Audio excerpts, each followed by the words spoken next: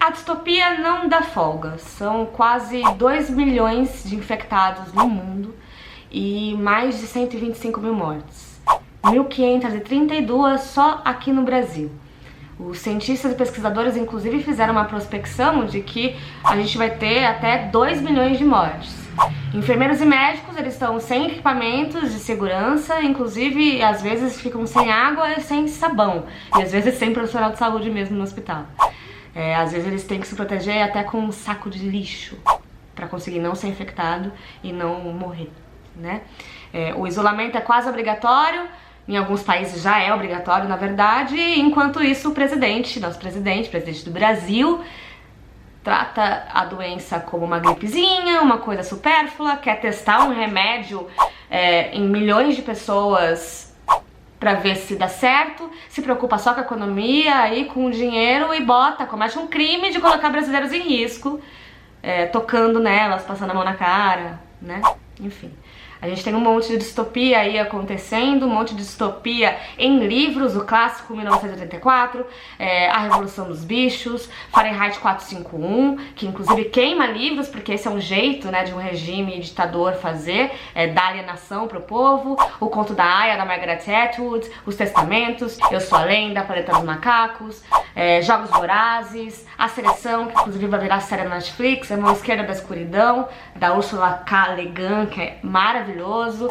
A gente tem Amor em Tempos de Cólera, do Garbo, do Gabriel Garcia Marques, Ensaio sobre a Cegueira, que inclusive tem vídeo aqui no canal, assistam, que é muito legal e que tá na lista dos mais vendidos. Inclusive a gente tem A Peste, né, que ficou durante muito tempo no mundo todo como o livro mais vendido, do Albert Camus, porque as pessoas querem entender um pouquinho mais e consumir mais isso. Aqui no Brasil, livros brasileiros e recentes e modernos e contemporâneos, a gente tem Corpos Secos, é um livro escrito a 6 mãos, com vários escritores, aí 4 escritores do sul do Brasil, e Ninguém Nasce Herói, do Eric Novello, que na Bienal do Livro do Rio de Janeiro, quando Crivella proibiu no ano passado, em 2019, proibiu um livro por ter heróis homens se beijando na capa, e o Felipe Neto comprou uma série de livros para distribuir gratuitamente, lembrou muito Ninguém Nasce Herói, do Eric Novello, que inclusive estava na lista dos livros que o Felipe comprou,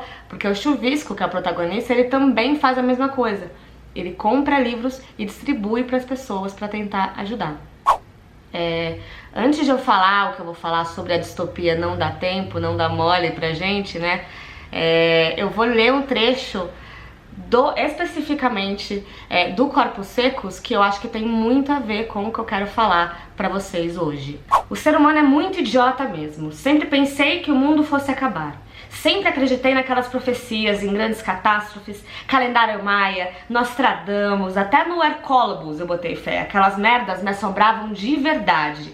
Mas nunca me ocorreu que o que acabaria seria a humanidade, essa praga. Era tão óbvio. O planeta continua, o planeta é maravilhoso, inteligente, vai se recuperar muito bem. A gente se mata. Caralho, como que a gente pode ser tão podre? E é um pouco disso, né? Fiquei um pouco boladona com isso, porque no final a natureza vai continuar aí, né, galera?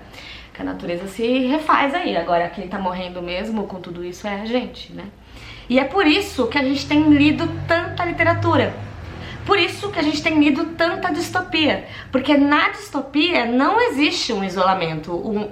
O ato de ler nunca foi um ato solitário. Enquanto eu lia Corpos Secos, por exemplo, eu ficava absolutamente devastada, porque passava no Brasil, 2, porque a gente tá passando por tudo isso, né? Quando a gente lê algo, a gente entra naquilo de uma maneira, e piora se você se identifica com o personagem ou se você se identifica com aquele cenário.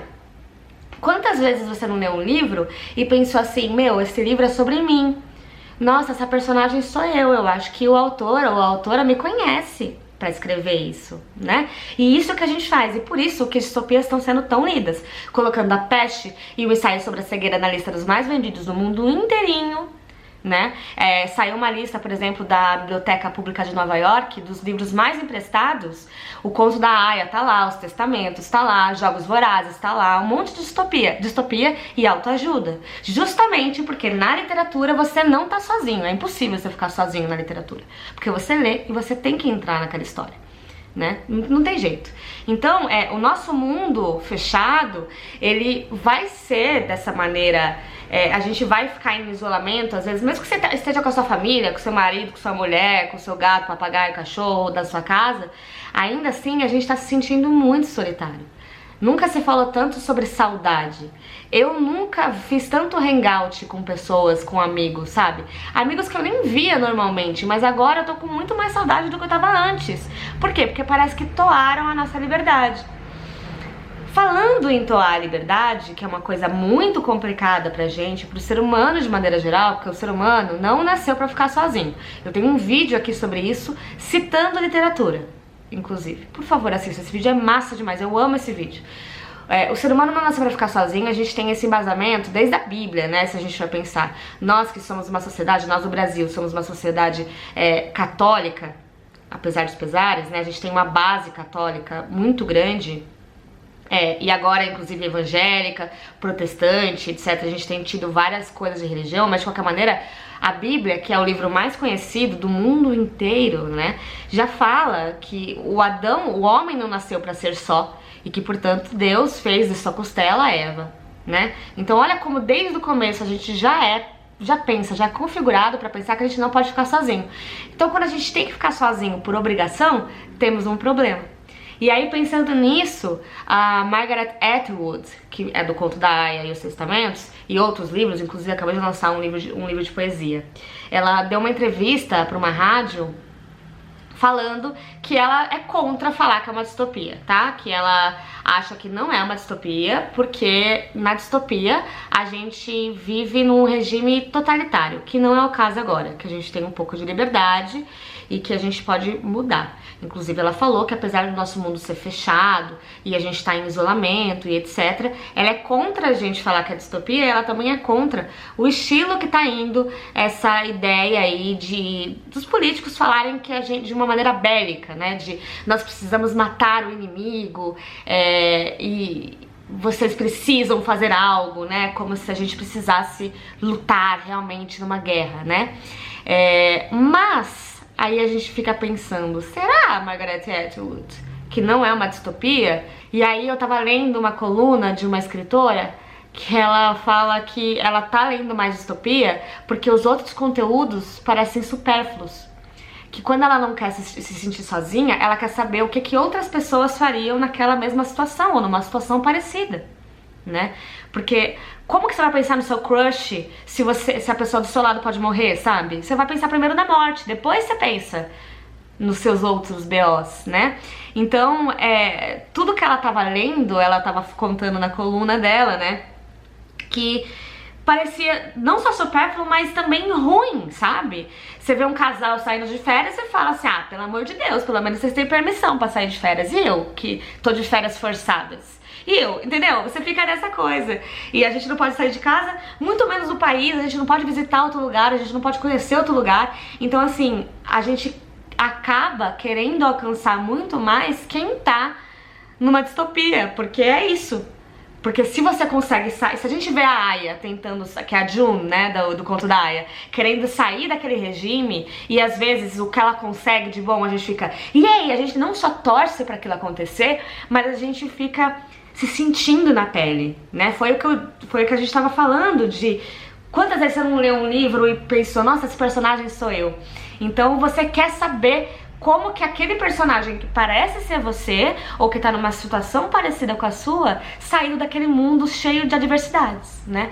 O foco do personagem fica em sobreviver, porque eles só querem sobreviver, no caso. E é isso também que a gente tem feito aqui, né? A gente só quer sobreviver.